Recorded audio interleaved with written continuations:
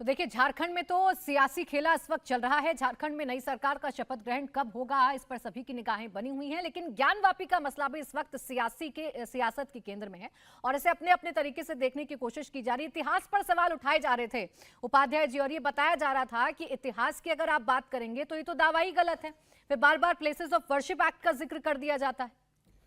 जी, एकदम पुख्ता और प्राथमिक स्रोत हमारे पास मौजूद हैं कि किस तरीके से विक्रमादित्य ने जब चौथी शताब्दी में उस मंदिर का निर्माण कराया, भव्य मंदिर का निर्माण कराया, उसके बाद 3 बार कम से कम डिमोलिश किया जा रहा है उसको। 1194 में गौरी के समय किया जा रहा है। 1447, अगर मैं तिथि वर्ष एकदम ठीक मुझे याद है तो 1447 वर्ष था जब लोधी काल में उसको किया जा रहा है।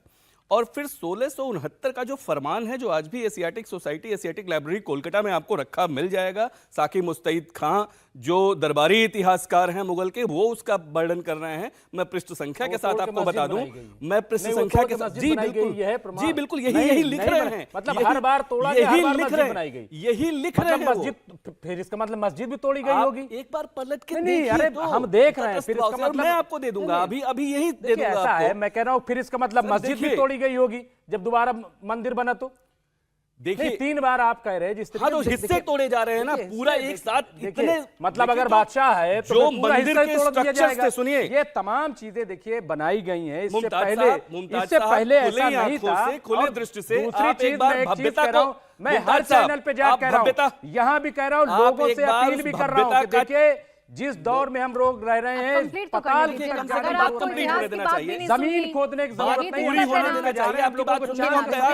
यही दिक्कत है ना, आपको इतिहासकारों की सुननी है, ना आपको एएसआई की सुननी है, ना आपको कोर्ट की सुननी है, ना आपको शासन प्रशासन की सुननी है। जो रिजवी जी ने मान लिया वही सत्य है। वो तो बहुत बुरा लग रहा है जो अभी मोदी सरकार ने तोड़ा, इस पे जवाब देना। जवाब दीजिए। मोदी सरकार ने जो मंदिर तोड़े हैं उस पर कोई बोलने वाला है? जी, मैं बार बार आपसे कहती हूँ कि ये मंच भाषण देने का नहीं है। तर्क पर हम बात कर रहे हैं। मुझे आप उपाध्याय जी से बात करने दीजिए, वो इतिहास की बात कर रहे थे। तो मुझे इतिहास तो आपको सुनना पड़ेगा। नहीं, चुप मत बैठिए, लेकिन अननेसेसरी दूसरे के बीच में मत आइए ना।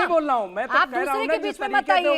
आप अगर बाकी चैनल्स पर भी बैठते हैं तो आपको इतना तो पता होगा ना कि इंडिया टीवी पर हम सिर्फ चीखते चिल्लाते नहीं है, हम चीखते चिल्लाते नहीं है, हम चीखते चिल्लाते नहीं है, हम हर शख्स को मौका देते हैं। रुकिए आप, उपाध्याय जी बोलिए। मुमताज भाई, देखिए क्या है, जब आपके पास तर्क नहीं होते तो कुतर्क खड़े होने लगते हैं। आप तर्कों से, प्रमाणों से, तथ्यों से प्रामाणिकता के साथ बात करने की कोशिश करनी चाहिए। मेरा ये बड़ा स्पष्ट मानना है। मैं ये कह रहा हूं कि आप जो हमारे मंदिर होते थे उनकी भव्यता आपको शायद नहीं जानकारी है। आप मतलब एक मुस्लिम आक्रांता, एक मिनट मैं बता रहा हूँ, एक उदाहरण आपको दे दूं। सारे मंदिर बचे हुए, तो सिर्फ मुगलों ने की हुकूमत। आपके अगर वो वाकई मंदिर के आप बोलने देंगे, आप बाद में बोलिएगा ना। दुश्मन होते तो सारे मंदिर तोड़ दिए जाते। मौका दे दीजिएगा। मुमताज आलम रिजवी जी, अगर आपको आके सिर्फ चर्चा को खराब करना है तो आप करते रहिए खराब। मैं कह रही हूँ आपको पूरा मौका दूंगी। अरे जो पॉइंटर्स हैं, जो आपके सवाल है, लिख लीजिए। अरे तो भाई बोलना तो पड़ेगा ना उनको भी। उनके पास गई हूँ तो उनको तो मौका दूंगी ना। ऐसा थोड़ी ना है कि आपके हिसाब से मैं चर्चा में सबको इंक्लूड करूंगी। महमूद गजनवी, मैं एक उदाहरण दे रहा हूं किस तरह के भव्य होते थे। महमूद गजनवी का अल उतबी था, मीर मुंशी था अल उतबी, किताबुल यामिनी में वो लिखता है इसी मथुरा केशव राय मंदिर के बारे में। वही लिख रहा है कि इस मंदिर को अगर आज बनाया जाए तो 200 वर्ष का समय और 10 करोड़ दिनार, ये 1018 ईस्वी में लिख रहा है वो, 10 करोड़ दिनार खर्च होगी। अब आप उसकी भव्यता का अंदाजा लगाइए कि किस तरह का भव्य मंदिर की वो बात कर रहा है। ऐसे मंदिर को एक बार में तोड़ पाना किसी के लिए असंभव था। इसलिए ये लगातार हमले हुए, लगातार आक्रमण हुए, और 3 बार के ये एकदम प्राथमिक स्रोत है साहब। मैं सल्तनत काल से मुगलों तक जाइए और उसके पहले क्या यही रहे, गंगा जमुनी तहजीब,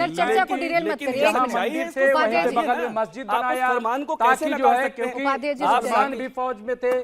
अरे कहां से कहां चर्चा लेकर जाते हैं मुमताज आलम रिजवी जी? आप इसे ऐसे क्यों ले जाते हैं कि यहाँ मुसलमान के विरोध में चर्चा हो रही है? अरे हम तो दोनों पक्षों को लेकर चर्चा कर रहे हैं। ये नैरेटिव आपका हो सकता है। अब सुनिए मेरी बात, अब सवाल सुनिए। अरे अब सवाल सुन लीजिए।